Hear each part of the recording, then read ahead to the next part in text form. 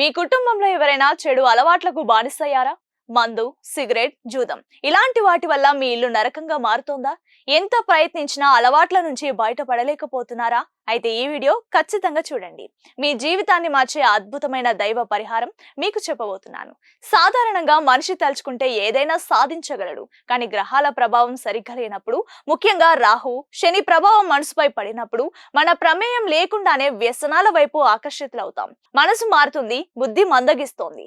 దీనికి కేవలం కౌన్సిలింగ్ మాత్రమే కాదు, దైవ బలం కూడా తోడవ్వాలి. మరి ఈ బానిసత్వం నుంచి బయటపడాలంటే ఏ దేవుడిని పూజించాలి?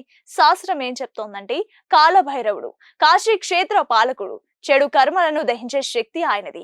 ఆదివారం రాహుకాలం సమయంలో కాలభైరవుడికి నువ్వుల నూనెతో దీపం వెలిగిస్తే ఎంతటి మొండి వ్యసనమైనా సరే పటా పంచలైపోతోంది. గుర్తుపెట్టుకోండి, ప్రయత్నం మీది, అనుగ్రహం దేవుడిది. ఇలాంటి మరిన్ని ఇంట్రెస్టింగ్ స్పిరిచువల్ అప్డేట్స్ కోసం మన కొలుగురి 24/7 న్యూస్ టీవీ ఛానల్ ని ఫాలో అవ్వండి.